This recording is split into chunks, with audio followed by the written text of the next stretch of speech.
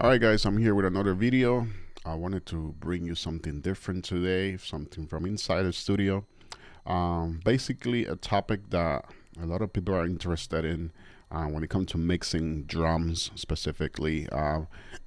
This case, I just wanted to showcase to you guys how to approach or mix drums that is being done by using fake drums basically. In this case, I think they use Easy Drummer. So then they sent the song to me to be mixed with everything else. Basically, they sent me everything separated. The kick, snare, the toms are in one stereo track, overhead is one stereo track, and there's no room in this one. I'm gonna show you the finish product, just the drums. This is how it sounds.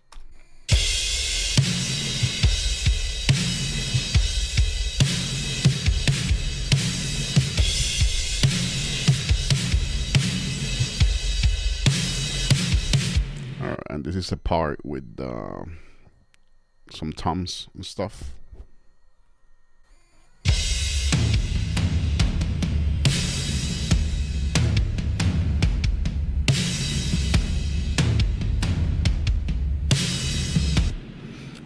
The first thing that I want to explain to you guys, I put all the drums in the drum bus.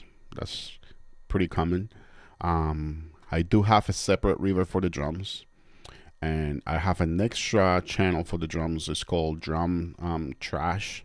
It's basically a super overly compressed bus, only for the snare, kick, and toms. No overheads in this one. Basically, I use it to blend it in. But let me show you first the drum bus.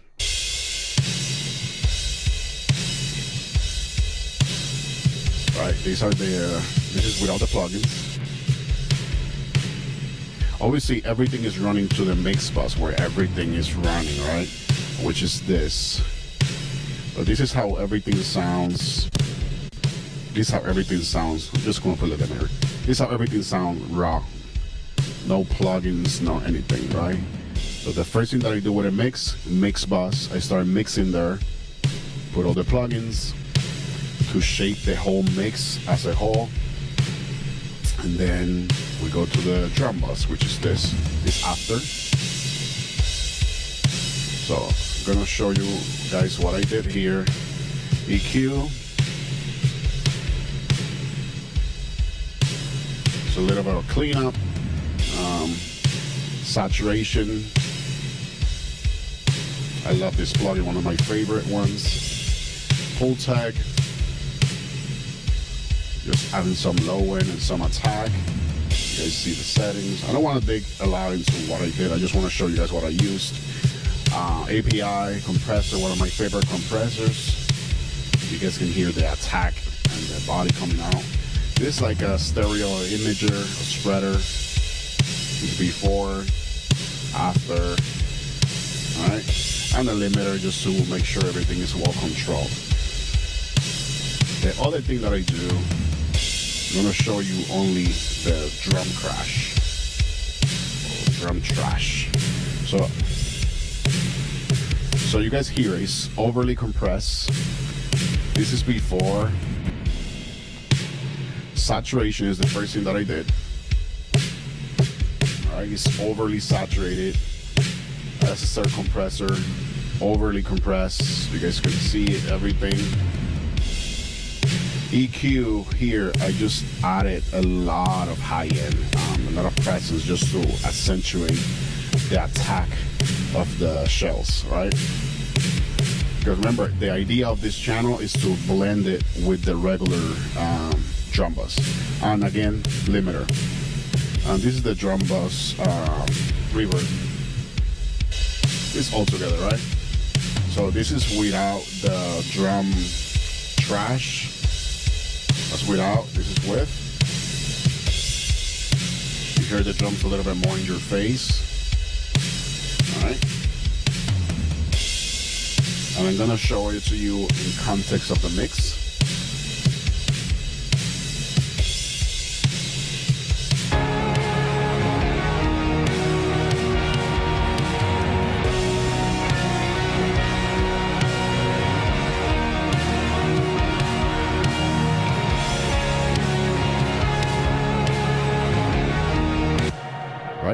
that's how it sounds. Right, that's how it sounds. I'm gonna show you now the basically how I process all the individual stuff. Right, one of the first things that I do, drum bus. Basically, everybody knows this. One of the first things that we do, mix bus. We start shaping the tone of the whole song in the mix bus. Then I have a drum bus. I start shaping the whole tone of the drums here, and then I start going into the individual channels. So in this case, we have kick, snare, toms. Everything is one stereo track for the toms, and the overheads in stereo track, right? So the kick, I'm just gonna solo the kick. There's a kick, and I'm using a trigger, right? That's not a secret. I'm using triggers for the kick and the snare. So this is the kick without the trigger. So what I did here, I only use an EQ to accentuate the low end. And basically what I did, I used this, the kick that they sent me, I use it as a sub kick basically. And then I added the trigger, right? This is just a trigger. Very clicky, right? Blending both together. And then I'm processing both through a bus, right? Which is here. This is without anything, just the drum bus. Adding an EQ, right? Compressor, 76. You hear the attack coming out. One of my favorite channel strips, the Sheps. You guys can see what I did. And again, limiter to keep everything controlled. That's the kick. Let's do snare. Right? Again, snare and trigger. Alright? This is just the snare, the one that they sent me. I did some EQ, gate. I know it's a sample of a fake drum, but it's like, because it's sampled with real drums, you can still hear the cymbals, you can still hear the kick. So I gave it EQ, just adding some low end. Is without, with. Alright, not very pleasing. So I added the trigger. Alright, this is just a trigger. Again, adding attack. It sounds awful by itself, but all together. And then same thing, just processing everything. I'm just processing everything in the bus. This is the bus without EQ, 76. Again, Sheps, one of my favorites. And limiter, right? That's that. Let me move on. Overheads, I guess.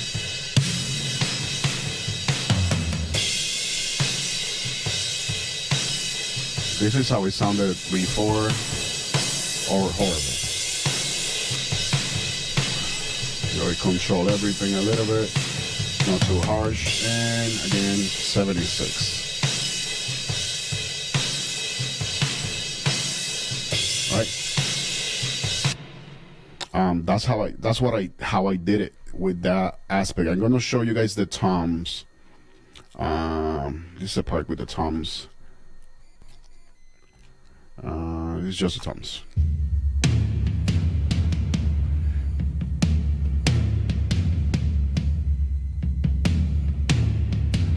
Obviously, I know I added a lot of reverb because the song needed that live drums tone. Here I didn't use any triggers or anything. It's just basically plugins. This without EQ, adding the low end back, more control. I know I caught a lot of low end, it's just in the context of the mix it gets lost. So compressor, use the one from Waves. Another EQ, again controlling low end a little bit. SSL, here I'm using compressor, a little bit of cleanup, adding low end, cutting some low mid, and then adding a little bit of attack right here. And Pultec, adding again low end, cutting more highs here, and limiter. All right. Let me show you guys the part with the toms so you guys hear in context of the mix.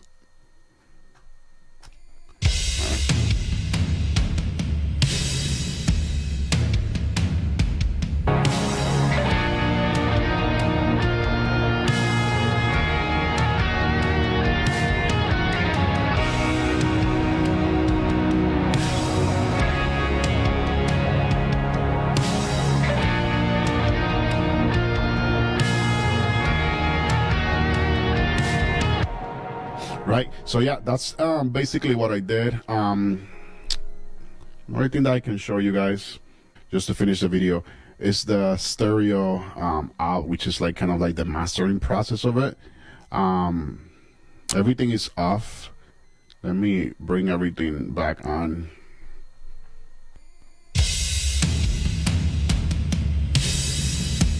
So that's with the mastering.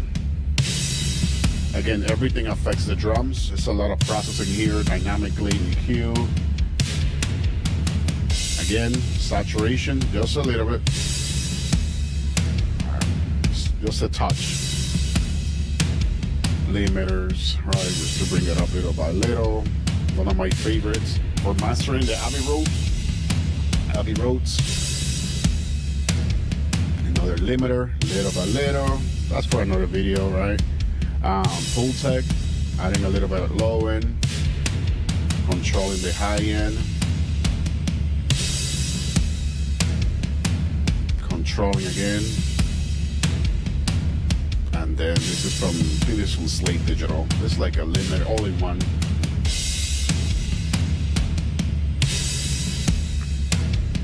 So yeah, that's basically what I do when I process fake drums. Hope you guys like this video. If you guys want to see a little bit more from what I do here in the studio, just let me know. Don't forget to subscribe and like the video on YouTube and all that stuff. And if you guys have any questions, just feel free to shoot it in the comments or social media. So yeah, I see you guys in the next one. Bye.